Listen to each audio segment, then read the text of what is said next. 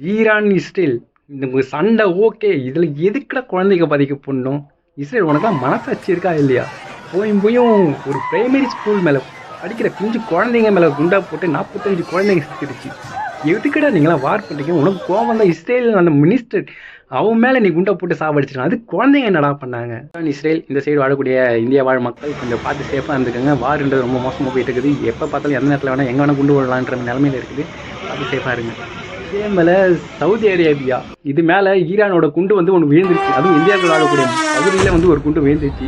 இப்போ Saudi Arabia government ஒரு alert news ஒன்று கொடுத்துருக்காங்க எல்லா ஃபோனுக்குமே. அங்கே இருக்கிறவங்களுக்கு அது அவங்களோட மொழியில் தான் கொடுத்துருக்காங்க. என்னன்னா ராணுவ தளவாடங்கள் பக்கத்தில் வசிக்கிற எந்த மக்களாக இருந்தாலும் உடனடியாக சேஃபான பகுதிக்கு வந்துடணும். அது இல்லாமல் அந்த பக்கத்தில் வாழாதீங்க அப்படின்னு சொல்லி மெசேஜ் பண்ணிருக்காங்க. அதனால் சேஃபாக இந்தியாவில்ன்றவங்க சேஃபாக ஒரு நல்ல இடத்துக்கு வந்துடுங்க. இல்லைன்னா அண்டர் கிரவுண்ட் மாரி இருந்தால் அங்கே போய் தங்கிக்கங்க. ரொம்பவே ட்ராஜடியாக போயிட்டு இருக்குது வார்ன்றது இவங்க 2 பேருக்குள்ள. ஈரானை அழிக்கணும்னு இஸ்ரேல் அடிச்சிட்டு இருக்காங்க. இஸ்ரேல் கூட கூட்டணி வச்சு யூஎஸ்ஏ சேர்ந்து அடிச்சிட்டு இருக்காங்க. இது ஈரான் வந்து இப்போ தெரியாதனமாக இஸ்ரேல் மேலே குண்டு போட்ட ஒரு குண்டு வந்து போயிட்டு சவுதி அரேபியா மேலே வந்துச்சு. இப்போ சவுதி அரேபியா என்ன பண்ணிட்டாங்க, யூஎஸ்ஏ கூட பார்ட்னர் போட்டு இப்போ அவங்களும் வந்து அவங்களை அடிக்க போகிறோன்னு சொல்லிட்டு இருக்காங்க.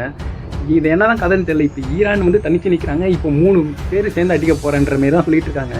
இப்போ ஈரான் வந்து சின்ன சின்ன குண்டெல்லாம் எடுத்து இஸ்ரேல் மேலே அட்டாக் பண்ணிட்டு இருக்காங்க.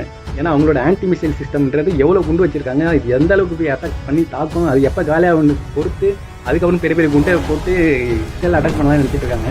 யூஎஸ்ஏவும் ரொம்ப மோசமாக அட்டாக் பண்ணிட்டு இருக்காங்க. ஈரானோட நிலைமை என்னன்னு தான் தெரியல. இப்போல ஈரான் மட்டும் சும்மா இல்லைங்க. அதுக்கு நிறைய ப்ராசிக்ஸ்ன்றது நிறைய குழுக்கள்ன்றது அதுக்கு இருக்குது. இது ஹிஸ்புல்லா, ஹமாஸ் இந்த மாரி நிறைய ஒரு 100கணக்கான குழுக்கள்ன்றது அதுக்கு இருக்குது. அது வந்து தெரிஞ்ச பேர் தான். இதெல்லாம் தெரியாத பேருன்றது நிறையாவே இருக்குது. அமெரிக்கா இஸ்ரேல் ஈரான் அட்டாக் பண்ணுறதுக்கு காரணம் என்னன்னு பார்த்தீங்கன்னா, அமெரிக்கா வந்து அவங்க இருக்கக்கூடிய அந்த அரசாங்கன்றது அது சரி வரல. அதே போல் அவங்க வந்து தீவிரவாதத்தை வளர்த்துட்டு இருக்காங்க, அணு ஆயுதத்தை தயாரிச்சிட்டு இருக்காங்க. இதெல்லாம் நடக்கக்கூடாது. அதுக்கு வந்து அங்கே இருக்கக்கூடிய அந்த சீஃப் மினிஸ்டர் அவர் அடித்தாதான், அவங்க ஆட்சியை கவிழ்த்தா தான் வந்து தீவிரவாதம் வளராது, அணு ஆயுதங்களை தயாரிக்க மாட்டாங்கன்றதுக்காக அவங்க அடிக்கிறாங்க. இஸ்ரேல்னு பார்த்தீங்கன்னா எங்களுக்கு எதிராக அங்கே இருக்கக்கூடிய இராணுவம் இருக்குது. அதே போல் ஏகப்பட்ட குழு எங்களை நாட்டை எதிராக இருக்குதுன்றதுக்காக இவங்க அடிக்கிறாங்க. இதில் வந்து சவுதி அரேபியா அப்புறம் மற்ற நிறையா கண்ட்ரி அந்த சேர்ந்து ஜாயின் பண்ணுறதுக்கான வாய்ப்பு நிறையாவே இருக்குது இப்போ அட்டாக் பண்ணுறதுக்கு. இதெல்லாம் எப்படி போகணும்னு தெரியல.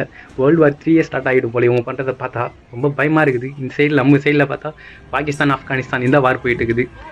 எங்கே போகிற போக்கில் பெட்ரோல் கிடைக்கக்கூடிய எல்லா இடங்கள்லையும் சண்டைன்றது வருது. ரொம்ப மோசமாக போயிட்டு இருக்குது.